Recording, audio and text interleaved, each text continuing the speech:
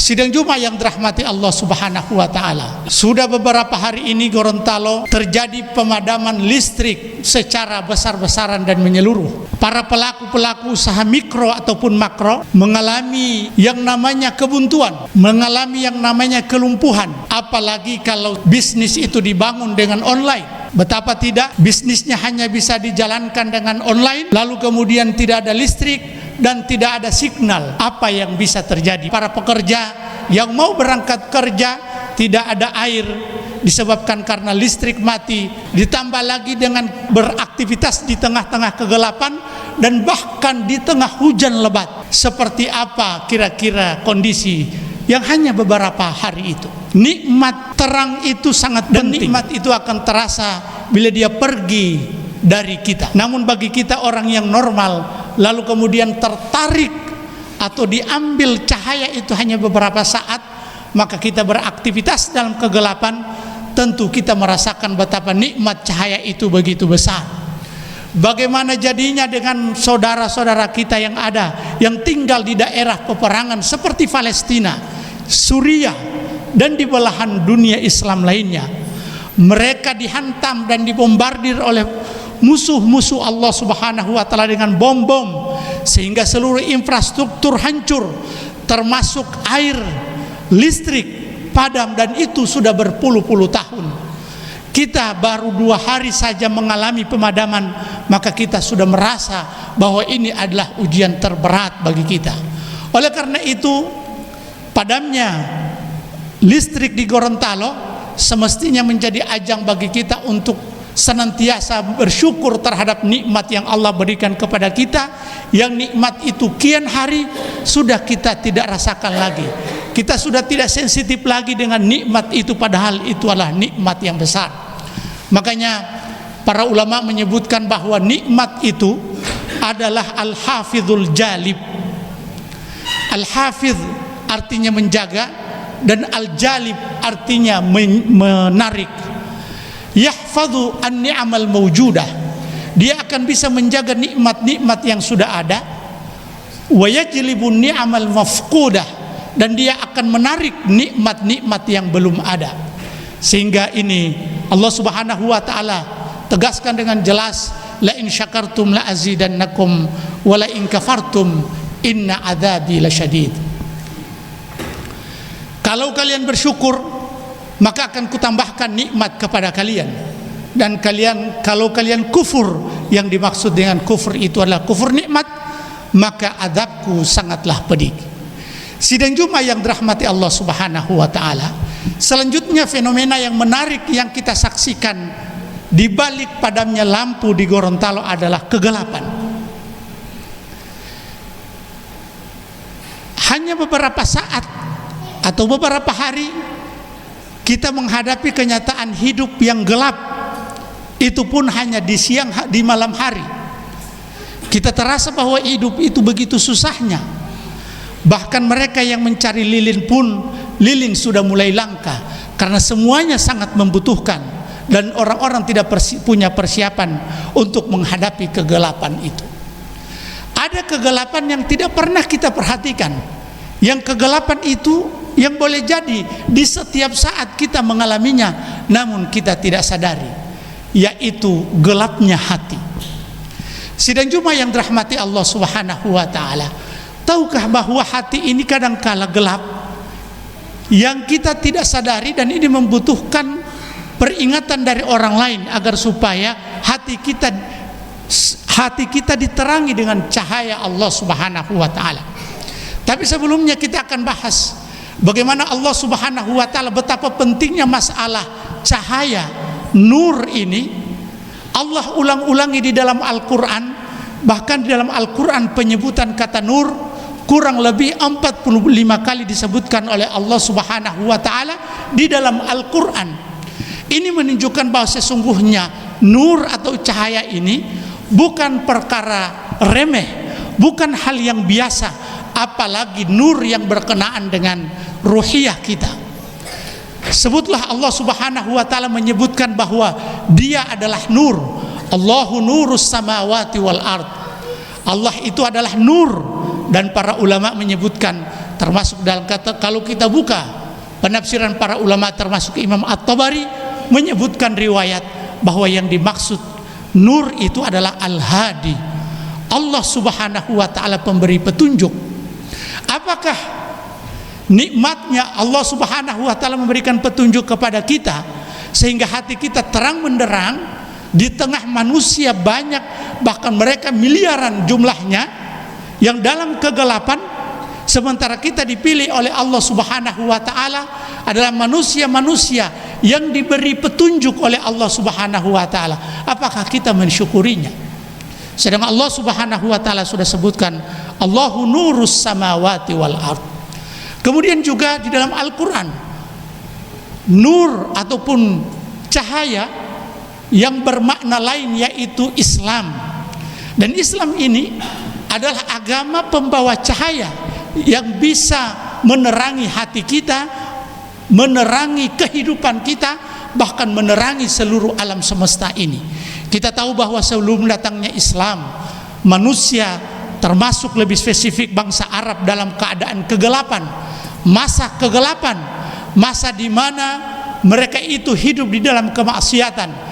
Lalu Allah Subhanahu wa taala datang mengutus Nabi sallallahu alaihi wasallam dengan membawa nur, dan nur itu yang diperangi oleh musuh-musuh Allah Subhanahu wa taala. Yuriduna liyutfi'u nurallahi biafwahihim wallahu mutimmu nurihi walau karihal kafirun. Dan Allah Subhanahu, dan mereka musuh-musuh Allah Subhanahu wa taala ingin memadamkan cahaya nur Allah Subhanahu wa taala dengan lisan-lisan mereka, dengan mulut-mulut mereka. Namun Allah Subhanahu wa taala menginginkan agar supaya nur ini atau cahaya ini disempurnakan oleh Allah Subhanahu wa taala. Bahkan manusia itu bisa hidup dan tidak dianggap mati kalau seandainya kondisi kejiwaannya itu diterangi oleh nur yang bermakna Al-Qur'an. Allah Subhanahu wa taala berfirman dalam Al-Qur'an, "Afamay yamshi", apakah sama orang-orang, afamay yamshi, apakah sama dengan orang-orang yang waja'alna lahu nuran yamshi bihi fil ard, dan kami afaman kana maitan fa ahyainahu, apakah sama orang-orang yang hidup, orang-orang yang mati dengan lalu kemudian kami hidupkan mereka dengan apa? Dengan Al-Quran yang mereka berjalan di tengah-tengah manusia. Artinya bagi kita yang ingin menghidupkan hati ini di tengah-tengah gelapnya kehidupan ini, maka kita harus dekat-dekat dengan Al-Quran, dekat-dekat dengan Islam, dan juga dekat dengan pencipta kita yaitu Allah Subhanahu wa taala, yang juga disebut dirinya dengan Allahu nurus samawati wal ard.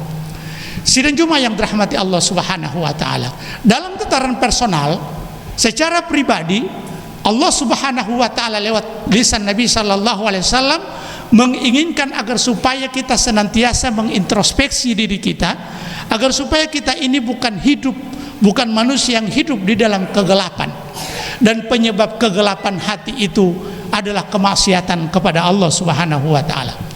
Rasulullah sallallahu alaihi wasallam bersabda dalam hadis yang diriwayatkan oleh Imam Bukhari dan Muslim, Rasulullah sallallahu alaihi wasallam bersabda, "Innal mu'mina idza adnaba dzanban nukitat nuqtatun sauda'u fi qalbi." Sesungguhnya seorang mukmin apabila dia melakukan dosa, ada nokta hitam di hatinya, nukitat nuqtatun sauda' fi qalbi. Fa in taba, apabila dia bertobat wastaghfara, kemudian dia memohon ampun kepada Allah, suqila min qalbihi, akan dihapus noktah itu dari hatinya. Tapi kalau dia melakukan kemaksiatan lagi dan terus melakukan kemaksiatan, lalu ada noktah, ditempelkan noktah di dalam hatinya, melakukan kemaksiatan lagi, ada noktah di dalam hatinya, sampai hati itu sudah dipenuhi dengan noktah hitam, lalu kemudian noktah itu menjadi ron yang disebutkan dalam Al-Quran, kalla bal rana ala qulubihim makanu yaksibun. Sekali-kali tidak, ada ron, ada noktah, kumpulan noktah di hati mereka, dan noktah itu hitam yang membuat hati mereka itu gelap gulita. Oleh karena itu Rasulullah sallallahu alaihi wasallam mengajarkan kepada kita doa agar supaya hati kita ini dipenuhi dengan cahaya. Allahumma ja'al fi qalbi nuran. Ini doa Nabi sallallahu alaihi wasallam, ya Allah, jadikanlah di hatiku ini nur atau cahaya. Wa fi basari nuran, dan di dalam penglihatanku itu ada cahaya. Wa fi sam'i nura. Sidang Jumat yang dirahmati Allah Subhanahu wa taala, kenapa kita membutuhkan cahaya yang bermakna Islam, yang bermakna Al-Quran, yang bermakna iman, yang bermakna Allahu nurus samawat dalam kehidupan kita? Sebab kalau kita mau mencari kebenaran hanya bermodalkan saja, maka jangkauan akal pikiran manusia itu terbatas. Sejernih apapun akal pikirannya, secerdas apapun kita ini, kalau seandainya hanya bertumpu pada kecerdasan saja untuk mencari kebenaran, maka ketahuilah bahwa akal kita itu sangat terbatas. Jika akal yang terbatas yang diciptakan oleh Allah Subhanahu wa taala kita paksakan untuk mencari atau memahami sesuatu yang memang bukan domain akal, maka ketahuilah itu tanda orang itu tidak berakal. Kita berikan contoh. Seterang apapun mata kita, ketika dipadamkan listrik, di rumah tidak ada cahaya sedikit pun, maka mata itu tidak berguna sama sekali. Dia harus membutuhkan cahaya. Walaupun cahaya itu redup, namun paling tidak itu bisa memberikan jalan, tanda-tanda jalan kepada kita supaya kita tidak bisa menabrak kiri kanan. Cahaya itu ibarat petunjuk dari Allah Subhanahu wa taala. Cahaya itu ibarat iman dan Islam. Cahaya itu ibarat Al-Quran. Seterang apapun akal manusia, kalau seandainya tidak dibantu dan tidak dibimbing oleh wahyu Allah Subhanahu wa ta'ala, maka akan tergelincir juga karena memang akal domainnya terbatas. Sidang Jumat yang dirahmati Allah Subhanahu wa ta'ala. Kemudian dalam kehidupan ini Rasulullah sallallahu alaihi wasallam juga membekali kita dengan cahaya. Kita bisa hidup berlumuran cahaya dari Jumat ke Jumat yang lain. Kita sekarang berada di sholat Jumat. Hal yang dianjurkan kepada kita di hari Jumat seperti ini untuk senantiasa membaca surat Al-Kahfi. Rasulullah sallallahu alaihi wasallam bersabda. Rasulullah sallallahu alaihi wasallam bersabda, Man qara'a surat Al-Kahfi yaumal Jumu'ah. Siapa yang membaca surat Al-Kahfi hari Jumat, adha'alahu minan nuri ma bainal jumu'ataini, maka Allah Subhanahu wa taala akan terangi dia di antara dua Jumat, Jumat sekarang dan Jumat akan datang. Ini agar supaya kita berada dalam kehidupan kita berada dalam cahaya, meskipun listrik atau PLN ini akan memadamkan, terjadi tribulasi dan tentu akan padam listrik, namun hati kita tidak akan pernah padam. Hati kita masih bisa melihat yang namanya kebenaran. Sidang Jumat yang dirahmati Allah Subhanahu wa taala. Kemudian ada lagi yang kegelapan yang sangat berbahaya, yaitu kegelapan di kuburan dan kegelapan di hari kiamat kelak. Kegelapan di kuburan. Rasulullah sallallahu alaihi wasallam bersabda, berbentuk doa, Allahumma nawwir qabrahu, Allahumma nawwirhu fi qabrihi. Ya Allah, terangilah dia di dalam kuburnya. Berarti doa ini memberikan isyarat kepada kita bahwa kehidupan kubur begitu sangat gelap, dan tentu kita berdoa kepada Allah Subhanahu wa taala agar supaya kita ketika menghadapi kehidupan ini, kehidupan alam kubur, kita dalam keadaan terang menerang dan bukan dalam kegelapan. Barakallahu li wa lakum fil Qur'anil azim wa nafa'ani wa iyyakum bima fihi minal ayati wadh-dhikril hakim wa taqabbala minni wa minkum tilawatahu innahu huwal ghafurur rahim.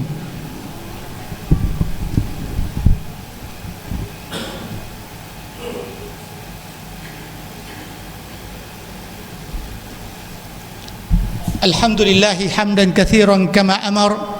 Asyhadu an la ilaha illallah wahdahu la syarikalah wa asyhadu anna Muhammadan abduhu wa rasuluh. Allahumma salli wa sallim ala nabiyyina Muhammadin wa ala alihi wa ashabihi ajma'in. Ibadallah, ittaqullaha haqqa tuqatih wa la tamutunna illa wa antum muslimun. Sidang Jumat yang dirahmati Allah Subhanahu wa taala. Kegelapan selanjutnya yang akan dihadapi oleh umat manusia, termasuk orang-orang muslim, adalah kezaliman. Ketika orang berbuat zalim, maka ketahuilah bahwa kezaliman itu akan berlipat-lipat ganda kegelapan di hari kiamat disebabkan karena kezaliman. Rasulullah sallallahu alaihi wasallam bersabda, "Ittaqudz zulma fa innadz zulma dzulumatun yaumal qiyamah." Ittaqudz zulma, takutlah terhadap atau hati-hati takutlah terhadap kezaliman, karena kezaliman itu adalah kegelapan di hari kiamat kelak.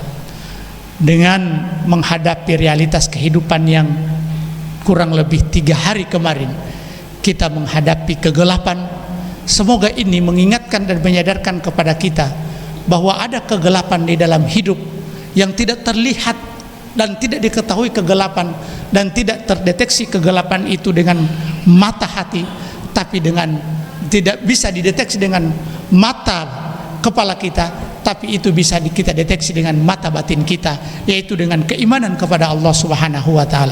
Kemudian kegelapan yang selanjutnya adalah kegelapan di alam kubur, dan terakhir kegelapan selanjutnya adalah kegelapan di hari kiamat kelak, dan yang terakhir ini penyebabnya adalah kezaliman. Oleh karena itu berhati-hatilah berbuat zalim, baik terhadap orang yang jauh apalagi yang terdekat, karena kezaliman terhadap orang-orang yang terdekat itu begitu sangat pedih.